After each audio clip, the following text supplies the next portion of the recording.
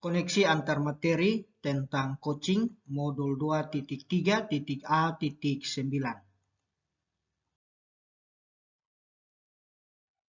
Mengacu pada filosofi pendidikan dari Bapak Ki Hajar Dewantara, yaitu memberi tuntunan terhadap segala kekuatan kodrat yang dimiliki anak agar ia mampu mencapai keselamatan dan kebahagiaan yang setinggi-tingginya, baik sebagai seorang manusia maupun sebagai anggota masyarakat.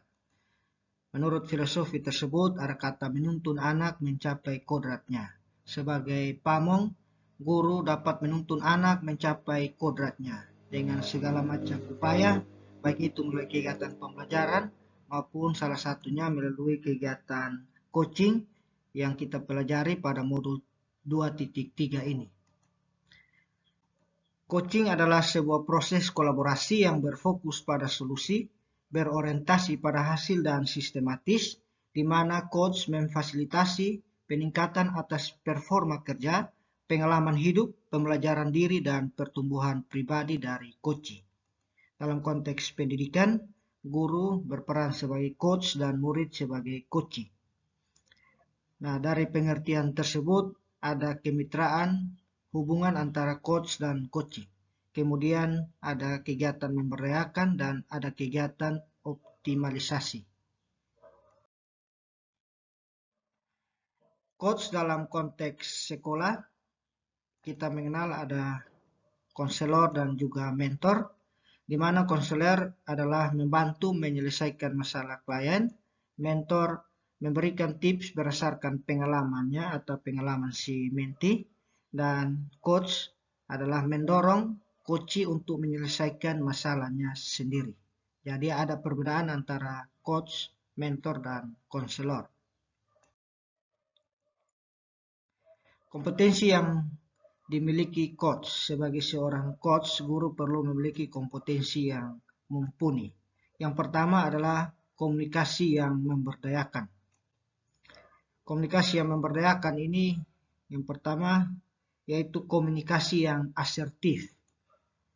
Komunikasi yang asertif adalah komunikasi yang membangun kualitas hubungan kita dengan orang lain menjadi lebih positif untuk mencapai kesepakatan dalam pemahaman dari kedua belah pihak.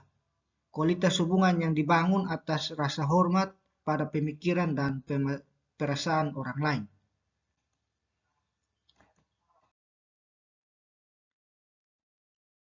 Yang kedua adalah seorang coach perlu menjadi pendengar yang aktif.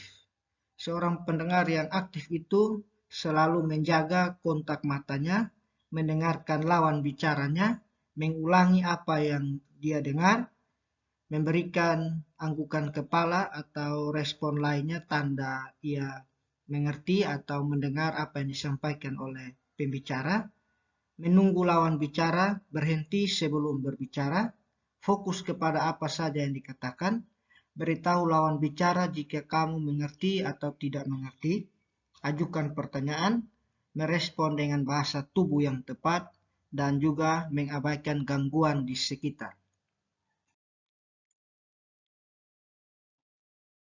Yang ketiga, seorang coach perlu bebas dari ikatan dan belenggu. Ikatan dan belenggu yang dimaksud adalah menilai murid dari sudut pandang pribadi. Ini tidak boleh dilakukan. Asumsi atau beranggapan tentang situasi yang belum tentu benar. Kemudian menghubungkan situasi murid dengan situasi pribadi guru di masa lalu. Ini harus bebas dari ketiga ikatan belenggu ini sebagai seorang coach yang baik. Bertanya efektif. Seorang coach yang baik memiliki kemampuan memberikan pertanyaan yang efektif. Ada pertanyaan terbuka, pertanyaan yang fokus pada tujuan, pertanyaan-pertanyaan reflektif, pertanyaan-pertanyaan mengukur pemahaman, pertanyaan eksplorasi, dan pertanyaan-pertanyaan yang mengarahkan coachee untuk melakukan aksi-aksi terkait dengan apa yang menjadi solusi dari permasalahan yang dialami. Yang kelima, seorang coach perlu melakukan umpan balik saat berbicara dengan coachee. Jadi setiap ungkapan dan apa yang disampaikan oleh si coach ini perlu memberikan umpan balik dengan kalimat-kalimat yang memotivasi dan juga membangun, yang mendorong coach untuk terus menyampaikan atau terus mengeksplorasi apa yang ada dalam dirinya, apa yang ada dalam pikirannya. Nah, dalam mengembangkan coaching di sekolah, ini ada model Tirta yang menjadi panduan untuk guru melaksanakan coach kepada murid ataupun sesama rekan guru. Model Tirta ini diawali dengan T, yaitu tujuan, di mana dalam proses coaching ada tujuan yang hendak dicapai. Yang kedua, identifikasi. Tujuan tersebut hendak dicapai dengan mengidentifikasi apa-apa saja persoalan yang dihadapi. Kemudian ada tahapan rencana aksi. Di sini menyiapkan atau mencari strategi-strategi yang menjadi rencana aksi terhadap masalah yang dihadapi. Kemudian tanggung jawab. Di sini ada komitmen dan juga dengan siapa si coach bekerja sama untuk menghadapi dan menyelesaikan masalah tersebut.